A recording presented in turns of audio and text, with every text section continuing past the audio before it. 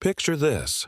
Your alarm clock is gone, your phone's dead, and the air you re-breathing feels like it just came out of a sauna someone left on for 150 million years.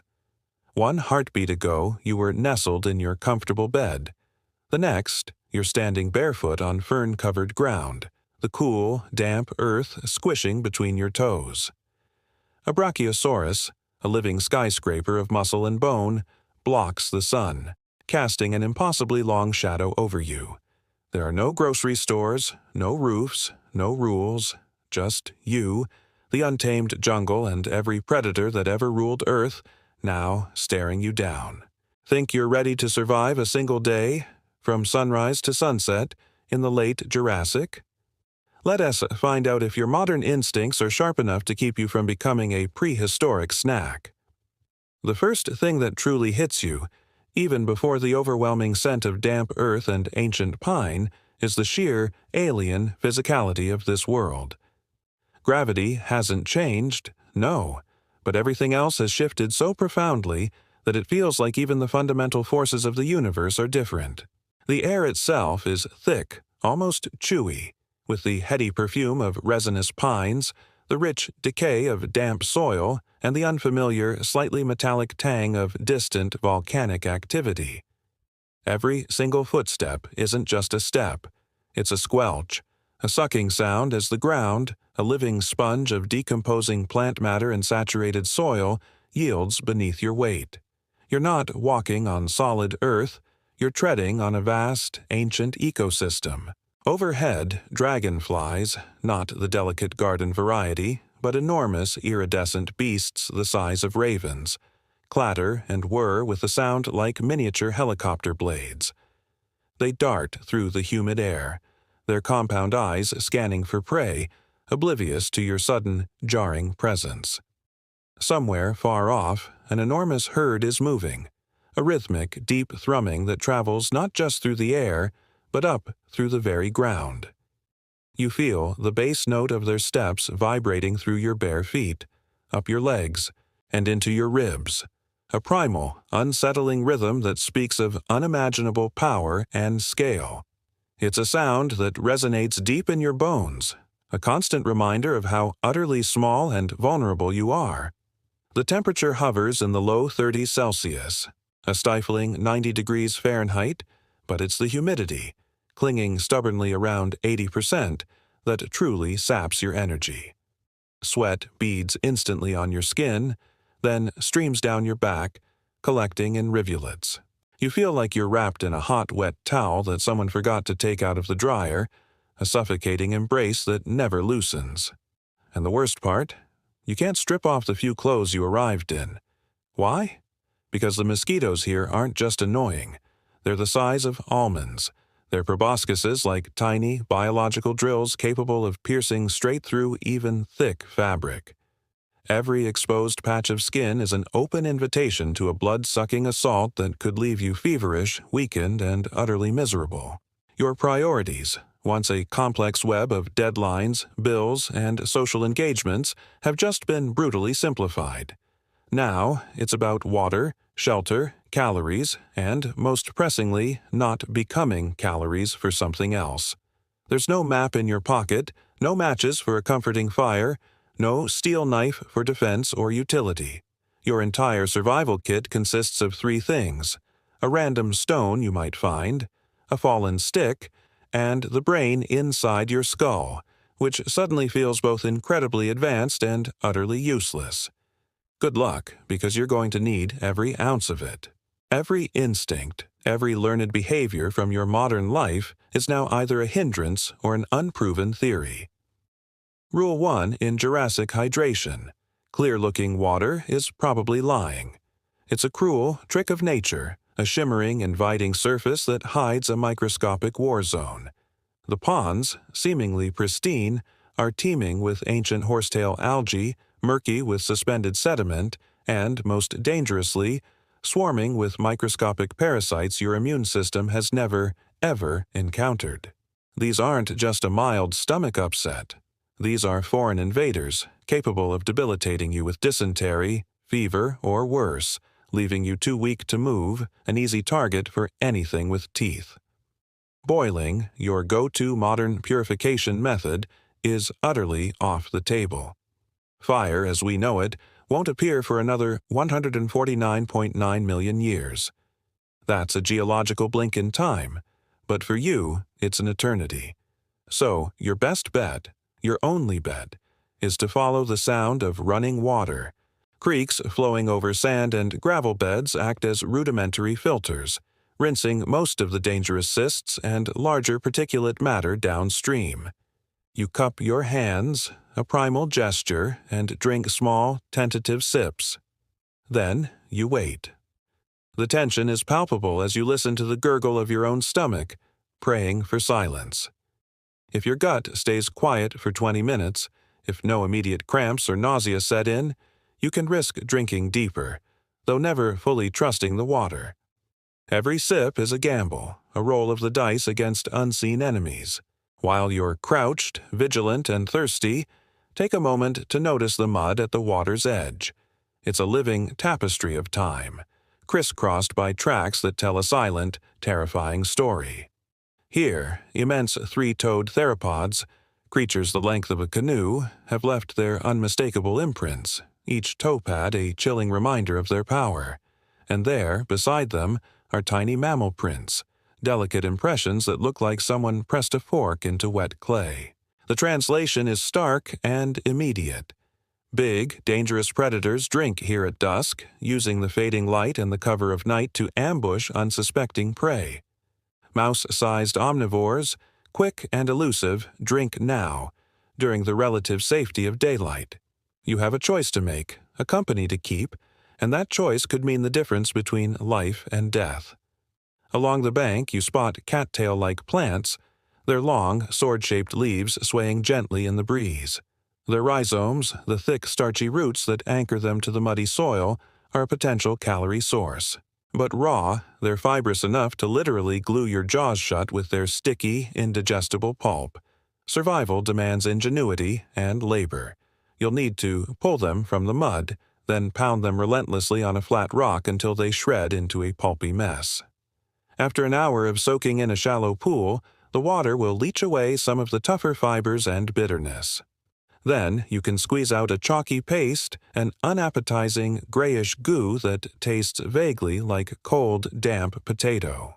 It's certainly not pizza, it won't win any culinary awards, but it provides the essential carbohydrates to keep your brain online, your muscles moving, and the gnawing hunger at bay for a few more precious hours. As the afternoon wears on, the forest sounds begin to shift, a subtle but ominous change in the symphony of the Jurassic. Morning was a lively chorus of birdsong mimicry, little feathered Paravians, ancestors of modern birds, chirping and trilling to mark their territories, a deceptive soundtrack of relative calm. But now, as the sun dips lower, the entire soundscape drops an octave. The high-pitched calls fade, replaced by deeper, more guttural rumblings and rustlings. Somewhere nearby, with a dull, heavy thud, a large cycad frond or perhaps even an entire plant crashes to the ground, torn over by something big, something powerful, browsing in the undergrowth. This shift in sound is your primal warning. The ground-level predators are stirring and you need to get off the forest floor. You need height and you need it fast. Your eyes dart around, searching for a suitable refuge. You spot a ginkgo tree, its distinctive fan-shaped leaves a splash of green against the darker conifers. Its bark is like ancient army plate armor, thick and furrowed, offering a sturdy, reliable climb. Crucially, its lower branches are just within reach, low enough to heave yourself onto with a desperate surge of adrenaline. The leaves, if you crush them, smell faintly of butter, a strangely comforting scent in this terrifying world. But the real secret of the ginkgo, the reason it's your best bet, is its natural defense. Its leaves are toxic to most reptiles. This means herbivores tend to avoid them, which in turn means predators don't bother patrolling underneath. It's a tiny, natural safe zone in a world of constant danger. Once aloft, clinging precariously to a thick limb, Your next task is to secure yourself. You begin to weave a quick, crude seat from dead branches you can reach, intertwining them around the main limb. You wedge yourself as deeply as possible where the trunk meets the branch, finding a precarious balance. Then, using smaller, sturdier sticks, you wedge them around your lap, creating a makeshift barrier that might, just might, prevent you from sliding off in your sleep. It's uncomfortable, to say the least, but the alternative is falling onto the forest floor, a silent, terrifying prospect. Sunset here is unlike anything you've ever witnessed. It's not the gentle fade of a modern sky, it's a violent, theatrical performance. Particulate volcanic ash, constantly spewed into the stratosphere from distant eruptions, catches the dying light, turning the entire sky a blazing, impossible copper. As the last slivers of light vanish, the temperature plummets, dropping 10 degrees Celsius in a matter of minutes. The sudden chill is bone deep. You shiver uncontrollably, wrapping your arms tightly around your knees, trying to conserve every scrap of body heat. And you listen. The forest, once a cacophony, now becomes a cathedral of sound. A vast, echoing space filled with the strange, frog-like chirps of unseen amphibians and insects. Each call is a desperate plea, a male trying to attract a mate while simultaneously trying not to be eaten before the deed is done. Above you, predatory pterosaurs, their leathery wings silent, glide between the treetops, their silhouettes like black commas against the last, fiery glow of the horizon. Every few minutes, a sudden, piercing scream rips through the night, sharp, short, and abruptly cut off.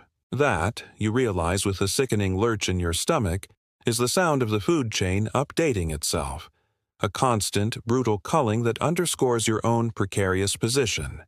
Sleep, if it comes at all, is fitful, haunted by the sounds of a world utterly indifferent to your survival.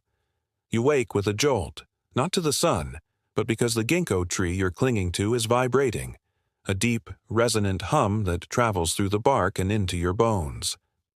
Panic flares, quickly followed by a strange disbelieving curiosity. Something massive, something truly enormous is rubbing itself against the trunk, using the rough bark to scratch off parasites.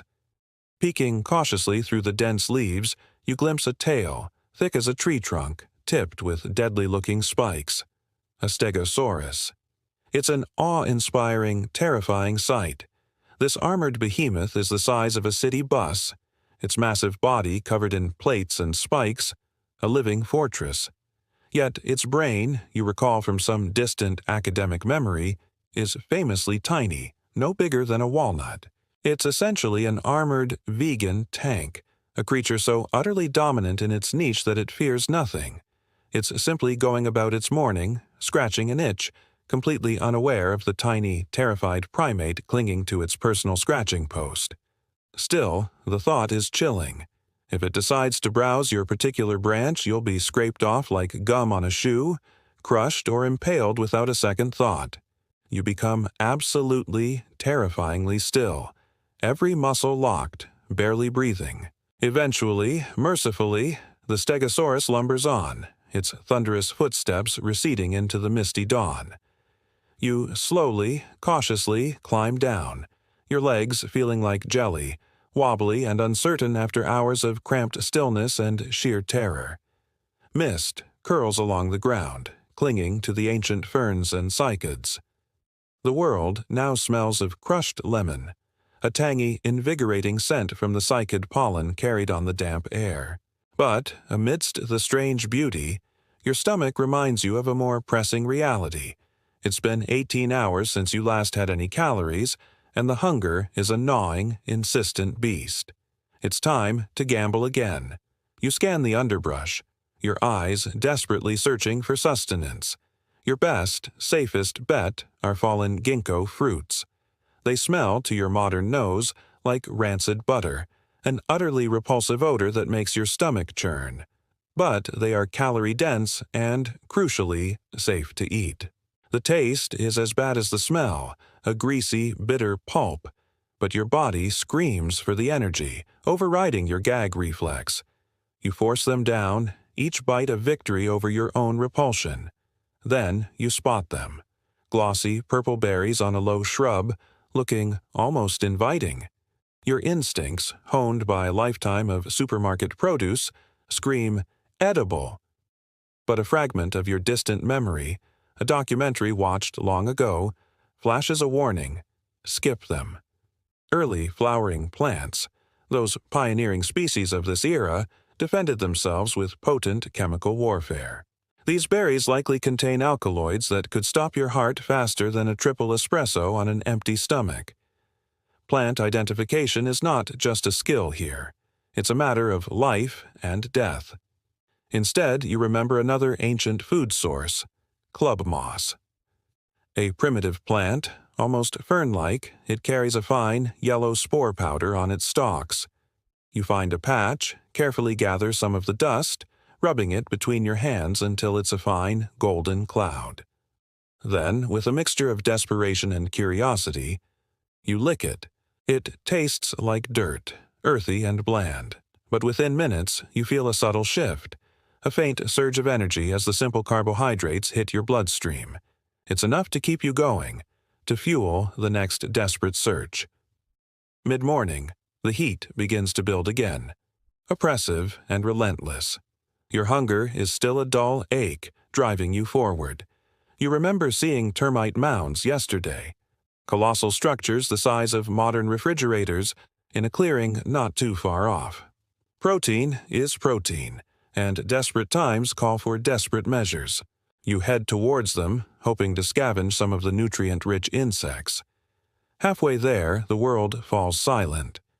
Not a gradual quiet, but an abrupt, unnatural hush. The dragonflies stop their whirring. The distant chirps cease. The rustling of leaves seems to hold its breath. This, you realize with a jolt of ice-cold dread, is your only warning. The ecosystem has gone quiet. A collective instinct to hide from something far more dangerous. From the fern wall, the dense ancient foliage that lines the clearing, steps an Allosaurus. 20 feet of lean, coiled muscle, perfectly balanced on two powerful legs, it emerges with an unsettling grace. Its skull, longer than your entire torso, is a weapon in itself, packed with dozens of serrated steak knife teeth, each one designed for tearing flesh. It hasn't seen you yet. Its gaze is fixed on the termite mounds, following the same scent you were, hoping to flush out whatever small creature might be feeding there. Your heart begins to hammer against your ribs, a frantic drumbeat that threatens to betray your presence. Your options are stark, brutal, and immediate. Run, climb, or hide. Running, you know instinctively, triggers a chase reflex in most predators. It marks you as prey. Climbing only works if the branches are thick enough to deny its powerful leap, and this Allosaurus looks like it could scale a small cliff. Hiding, in the relatively thin foliage of this clearing, feels like lottery odds, a desperate prayer against a creature whose senses are honed for detection. You choose the ginkgo again, a desperate dash for the nearest, thickest trunk, positioning yourself on the opposite side from the predator. You move slowly, deliberately, every muscle screaming with the effort to be silent, to be invisible. You avoid eye contact, not wanting to confirm its suspicion. Your heartbeat sounds like thunder in your ears, a deafening rhythm that you're certain the Allosaurus must hear. The Allosaurus pauses, its massive head swiveling slowly, its reptilian eyes scanning the clearing. It saw motion, a flicker of movement, not a definite shape. You freeze, becoming a statue of pure, unadulterated terror. For 10 agonizing seconds, both of you are utterly still, locked in a silent, deadly standoff. Then a distant sauropod belches, a low, resonant sound that reverberates through the air. The Allosaurus's gaze, drawn by the promise of bigger, easier prey, snaps towards the sound.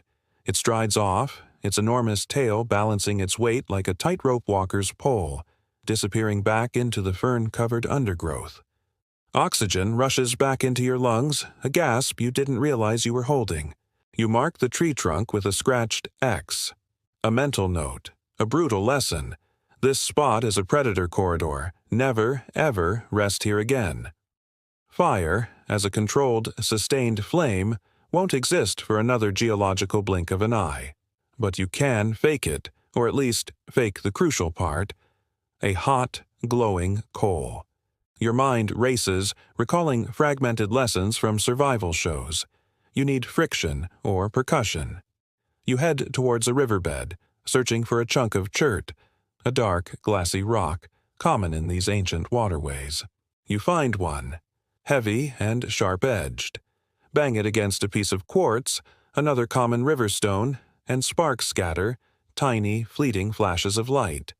It's a start, but not enough.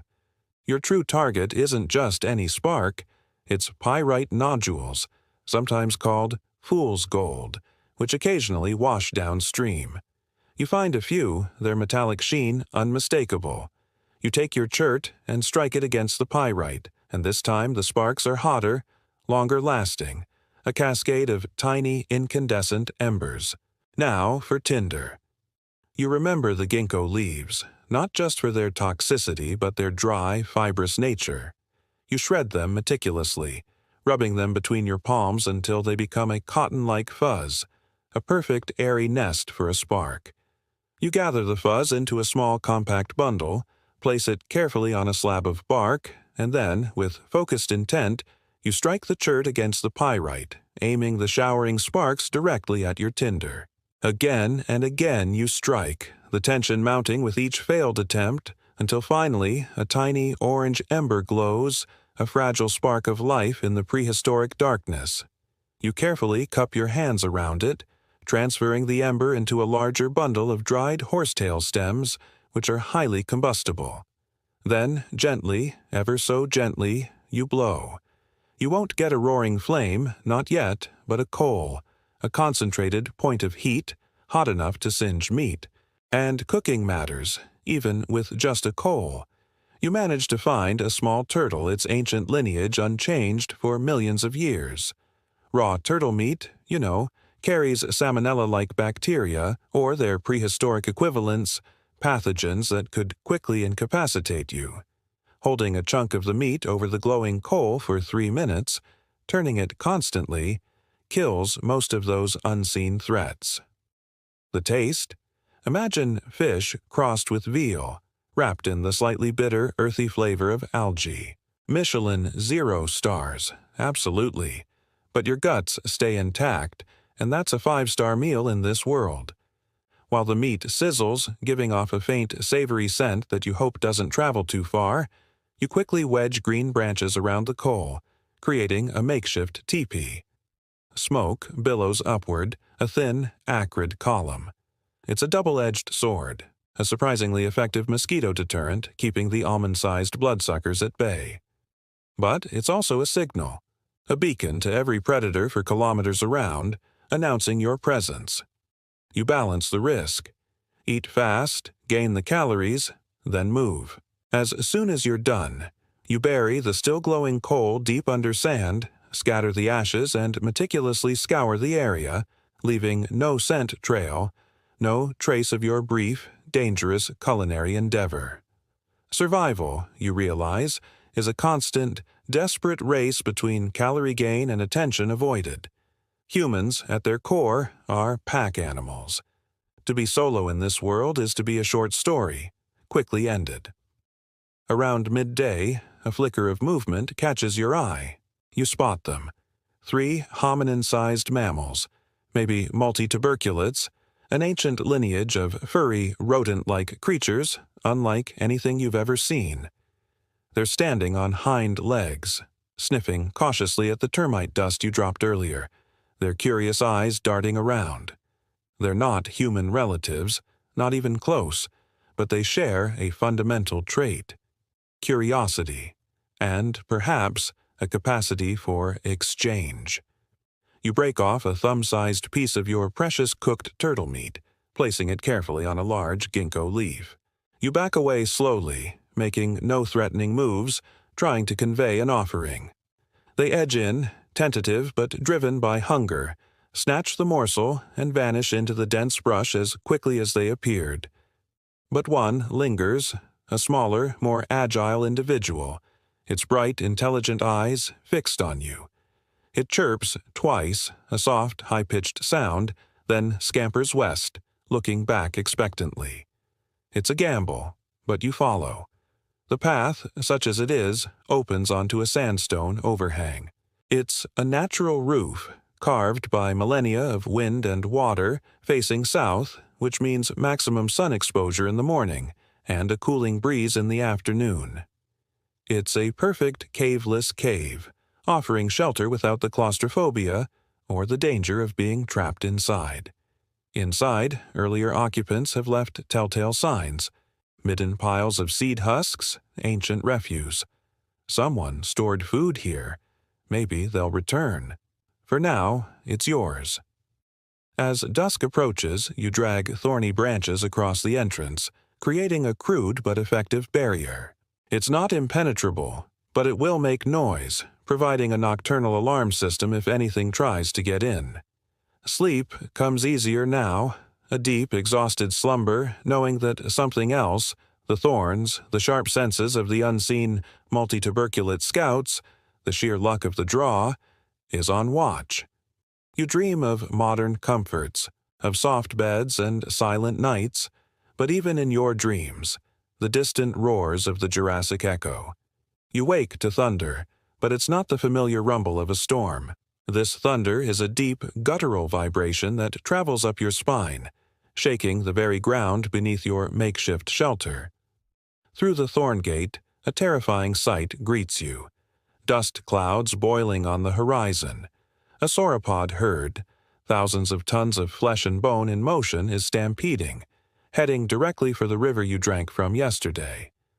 And behind them, the terrifying reason for their flight, a pack of allosaurs, perhaps the same individual you dodged, now 3 strong, their primal roars echoing across the plains. You have minutes, perhaps less. If the herd veers even slightly, your sandstone overhang becomes a trampling lane, and you'll be flattened into ancient history.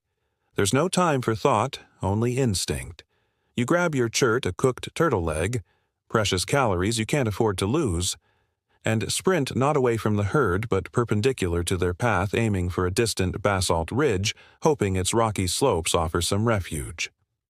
Mid-sprint, you glance back, a fatal fascination drawing your eyes.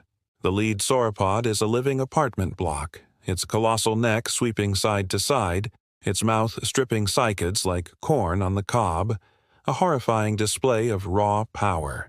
Its footfalls leave bathtub-sized prints, each one a potential death trap. Step into one, and you'd be ankle-deep in mud that would set like concrete, trapping you for the oncoming wave of flesh. You reach the ridge just as the first allosaur passes a mere 40 yards away, its reptilian eye briefly sweeping your direction. It's not chasing you, it's herding, working with its pack to isolate a juvenile from the thundering mass of herbivores. Still, its tail flicks, a casual motion check, and you duck behind a jagged basalt outcrop, heart hammering so loud you're certain it hears. The herd barrels past, a living tsunami, the earth shaking, dust blotting out the sun. The sound is deafening, a roar of 1,000 beasts, then slowly, mercifully, it fades. You survived a Jurassic highway, a near miss with extinction. Evening again. You sit on the basalt ridge, your legs scraped and bruised, but you are undeniably, miraculously, alive. From this vantage point, the world below looks deceptively peaceful, an endless expanse of conifer forest, rivers winding like silver wires through the landscape, distant volcanic peaks puffing lazy plumes of smoke into the copper sky. Somewhere, a brachiosaurus bugles, a mournful, resonant note drifting on the humid air. It's easy, almost dangerously easy to romanticize this ancient world, to be lulled by its primeval beauty, until you remember that every single leaf, every rustle in the undergrowth, every shadow is either food, poison, or cover for something that wants you dead. There is no middle ground, no neutrality. You tally the scoreboard in your head. 2 days survived, 0 permanent shelter, 1 fire-ish meal, one terrifying predator dodge, one stampede survived. Statistically, you're well ahead of 90% of hypothetical time travelers who probably wouldn't make it past breakfast. But the margin for error is razor thin. One infected, cut from a sharp branch, one misjudged berry, one moment of inattention, and you're no longer a survivor, but fossil material, a footnote in the geological record. Looking west, the sun descends behind a volcano whose silhouette is jagged, like the back of a dragon. The ever-present ash in the air paints the sky a terrifying yet beautiful blood orange. It is in this moment that a profound realization settles over you. This planet isn't just a backdrop. It's alive, breathing, constantly shifting, and utterly, magnificently indifferent to your existence. You are not special here.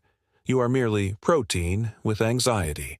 It's a humbling thought, stripping away all vestiges of modern ego, but it's also strangely freeing. There are no expectations, no societal pressures, just the raw, primal urge to survive. Tomorrow, you'll scout the river delta, where the early flowering plants, those new innovators of the plant kingdom, might offer new seeds, new sources of calories. Maybe you'll even build a raft, follow the water to the sea, hoping to find shellfish, a more reliable protein source. Perhaps, with enough ingenuity, you could fashion a bone hook. The strategy, honed by 2 days of terror and triumph, is simple. Stay curious, stay small, keep moving. Of course, you don't belong here. Not really. Evolution spent 3 million painstaking years tuning hominins for the open, sun-drenched African savannas, not the dense, humid, predator-infested jungles of the Jurassic. Your delicate skin is utterly dependent on modern sunscreen. Your ankles pronate on uneven ground. Your gut expects cooked carbs and sterile water. Yet here you are, against all odds, alive. You've survived because you adapted, because you thought like the most resilient creature, a rat. You hid, you nibbled, you watched, and you ran. Scientists call this incredible interval the late Jurassic, a staggering 150 million years before the invention of smartphones, before the first human even dreamed of standing upright.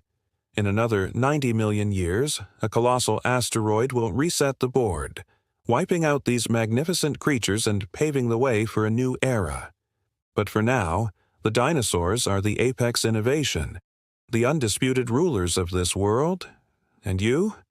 You're the glitch in the matrix, the mouse that roared, somehow carving out a desperate existence in a world not meant for you.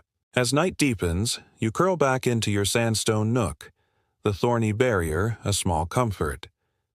Outside, fireflies that aren't true flies dance like scattered sparks in the humid air, tiny points of light in the vast darkness. You mentally draft a postcard to the future, a message to a world that could never comprehend your reality. Wish you were here? Actually, no, you'd be eaten. But the stars are closer, and time feels wider, more expansive. Send vitamin C, please, and maybe a really big knife. If you felt your pulse quicken, your breath catch, or a shiver run down your spine during this trek through deep time, then smash that subscribe button. Join us for more immersive trips back into Earth's most incredible eras. Drop a comment below and tell us which era you want to survive next. Maybe the brutal ice age, maybe the steamy carboniferous swamp. Hit like if you think you'd last longer than 2 days in the Jurassic, and share this with a friend who you just know would probably get eaten first. Let's keep exploring Earth's wildest chapters together. Living 150 million years ago isn't a theme park ride. It's a masterclass in humility, a brutal education in the indifference of nature. The winners in this ancient game aren't necessarily the strongest or the smartest, but the ones who adapt fastest, fail smallest, and never, ever stand still long enough to become target practice. You made it one more sunset. Congratulations. Now, rest while you can. Dawn in the Jurassic waits for no one, and the food chain is always, always hungry.